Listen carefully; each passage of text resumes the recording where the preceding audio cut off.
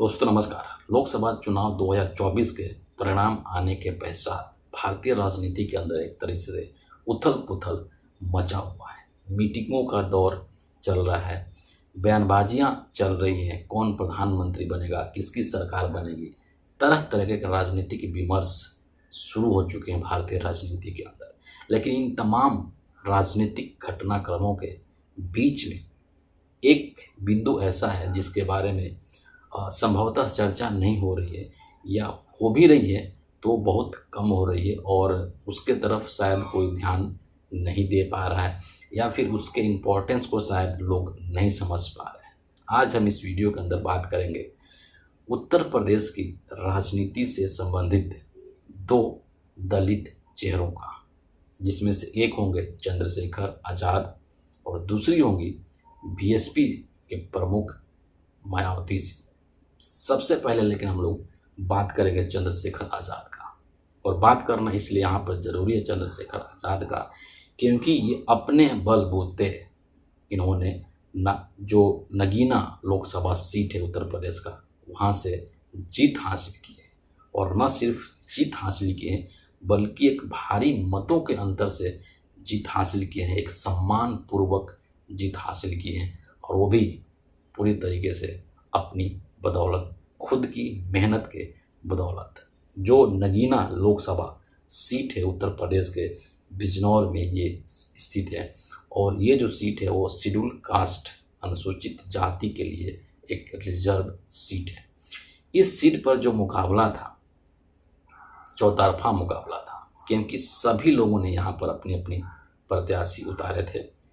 Samajwadi party ने भी अपनी प्रत्याशी उतारे थे। ये जो सीट था इंडिया अलायंस में, जब उत्तर प्रदेश के अंदर सीटों का बंटवारा हुआ था तो ये सीट समाजवादी पार्टी के हिस्से में गई थी, और इसीलिए इस सीट पर समाजवादी पार्टी ने अपना उम्मीदवार उतारा था, मायावती जी ने अपना उम्मीदवार उतारा था, बीजेपी ने भी अपना उम्मीदवार उतारा था, और चौथे जो उम्मीदवार थे वो चंद्रशेखर आज़ाद थे, भीम आर्मी के चीफ, राष्ट्रीय एक तरीके से अध्यक्ष भीम आर्मी के संस्थापक कह लीजिए। ये जो मुकाबला था ये एक बहुत ही दिलचस्प मुकाबला था, क्योंकि सभी ने अपने अपने हिसाब से मजबूत प्रत्याशी को इस सीट पर उतारा था। बीजेपी के जो प्रत्याशी थे वो ओम कुमार हैं, और ये पूर्व जज थे। समाजवादी पार्टी की तरफ से मनोज कुमार थे, जो कि 3 बार के एमएलए रह चुके हैं। दूसरी तरफ जो बहुजन समाज पार्टी है उन्होंने सुरेंद्र पाल को इस सीट से अपना प्रत्याशी बनाया था। मज़ेदार बात यह है कि उत्तर प्रदेश के अंदर इंडिया अलायंस जो है वो नगीना लोकसभा सीट पर या चंद्रशेखर आज़ाद को सपोर्ट नहीं कर रही थी। बात दोनों में नहीं बन पाया था समाजवादी पार्टी के बीच में और भीम आर्मी के चीफ चंद्रशेखर आज़ाद के बीच में। इसीलिए जो चंद्रशेखर आज़ाद है वो पूरी तरीके से खुद के बदौलत, खुद के दम पर उन्होंने ये चुनाव लड़ा है।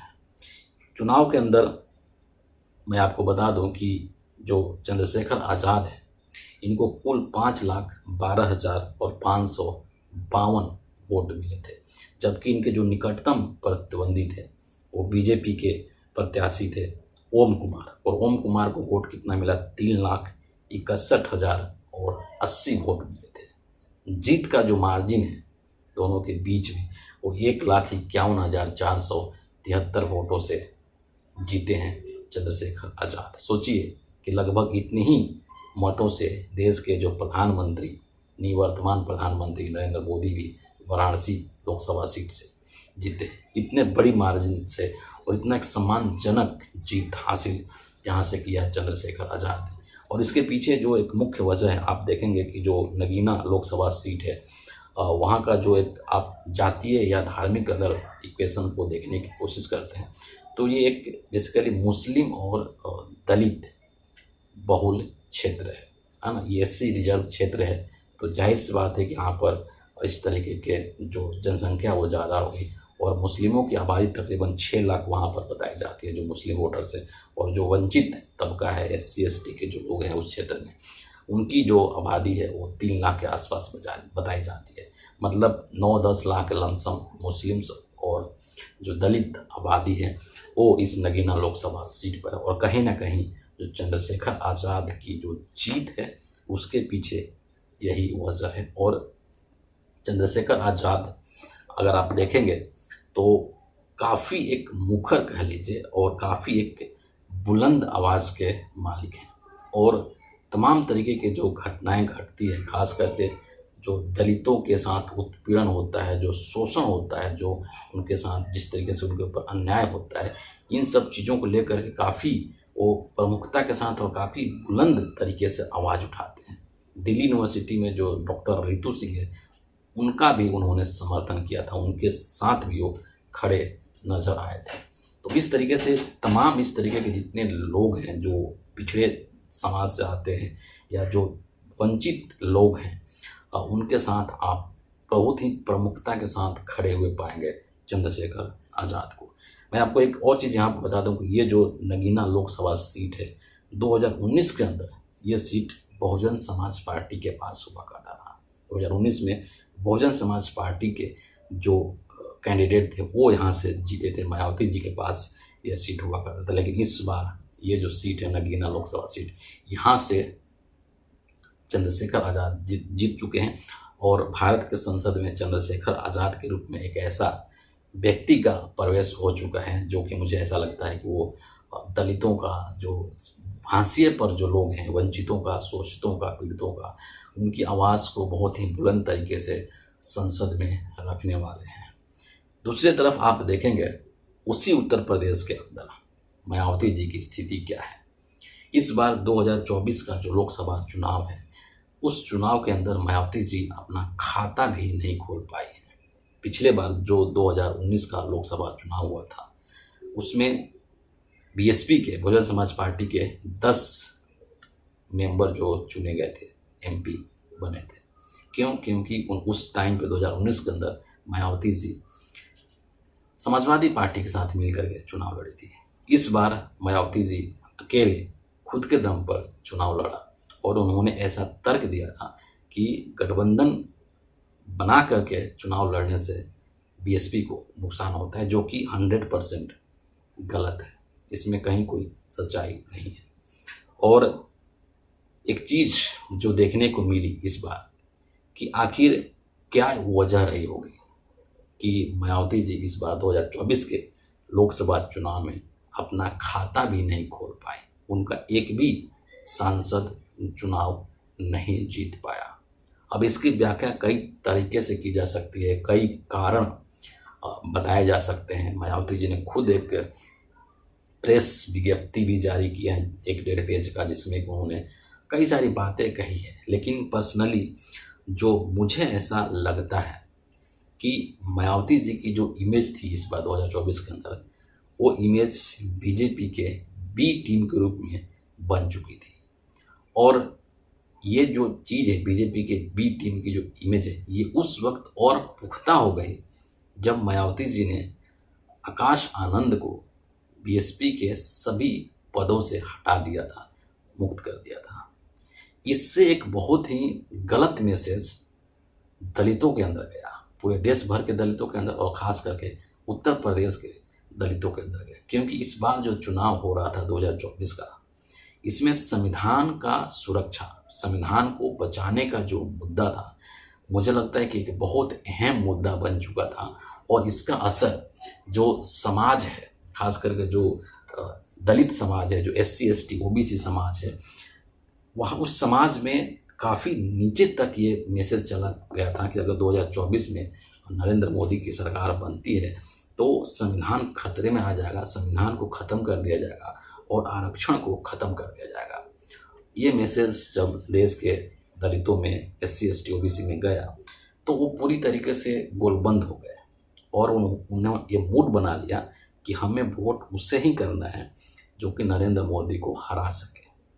और मायावती जी जब आकाश आनंद को पार्टी से हटाई, तब ये लोगों को लगने लग गया कि बीएसपी को वोट देने का मतलब है बीजेपी को वोट देना।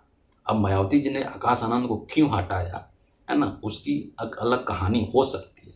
संभवतः वो जानती हैं बीजेपी का राजनीति करने का तरीका, या अपने भतीजे के मोह में, प्रेम में आ गई होंगी, है ना, कुछ भी वजह हो सकता है उसकी आप कोई भी व्याख्या कर सकते हैं, लेकिन जो ये कदम उठाया मायावती जी ने, क्योंकि जो आकाश आनंद का जो भाषण देने का जो शैली था वो बहुत आक्रामक था, बीजेपी के ऊपर एकदम तीव्र तीखा प्रहार बोल रहे थे सीधे तौर पर, नरेंद्र मोदी हो, अमित शाह हो, तमाम बीजेपी को, और इसीलिए उनको पार्टी से मायावती जी ने निकाल दिया। और इस स्टेप से मायावती जी के दलितों के अंदर एक बहुत ही गलत मैसेज गया कि अगर बीएसपी को हमने वोट दे दिया तो इसका मतलब है कि वो वोट कहाँ जा रहा है, वो बीजेपी के जा रहा है, और बीजेपी को वोट देने का मतलब है कि संविधान को ख़त्म कर देना। इसलिए मायावती जी का एक बड़ा जो वोट प्रतिशत है वो शिफ्ट होकर के चला गया इंडिया अलायंस की तरफ, राहुल गांधी की तरफ, समाजवादी पार्टी की तरफ। और सिर्फ उत्तर प्रदेश में ही नहीं बल्कि और भी जो बिहार में भी काफ़ी वोट दलितों का इस तरीके से शिफ्ट हुआ है, और इसीलिए उत्तर प्रदेश के अंदर इस बार जो मायावती जी हैं उनका खाता भी नहीं खुल सका। दूसरी तरफ आप एक और चीज़ देखेंगे कि लगातार जो है मायावती जी या आकाश आनंद भी इवन चंद्रशेखर आज़ाद के ऊपर हमला करते रहते हैं, है ना। लेकिन मुझे ऐसा पर्सनली ये लगता है कि उत्तर प्रदेश के अंदर एक तरीके से मायावती की जो राजनीति है वो अब ढलान पर है, और चंद्रशेखर आज़ाद दूसरी तरफ एक ऐसे आवाज़ बन करके उभर रहे हैं उत्तर प्रदेश के अंदर, और बल्कि न सिर्फ उत्तर प्रदेश के अंदर बल्कि मुझे लगता है कि पूरे देश के अंदर, जो कि एक दलितों के बहुत प्रमुख चेहरे बन सकते हैं, कि प्रमुख दलित नेता बन सकते हैं। और उनकी जो भीम आर्मी है उसकी पहचान तो पूरे देश भर में आप देख सकते हैं। पूरे देश भर में भीम आर्मी के लोग काफ़ी सक्रिय हैं, और इतनी जय भीम ये जो शब्द कह लीजिए या स्लोगन कह लीजिए या जो कहना है कह लीजिए, वो इतनी लोकप्रिय हो चुके हैं आज के हिंदुस्तान में। और मुझे लगता है कि इसका क्रेडिट जो है वो चंद्रशेखर आज़ाद को जाता है। और इसीलिए मैं कह रहा हूँ कि भारतीय राजनीति में एक नए दलित चेहरा का उदय हो रहा है।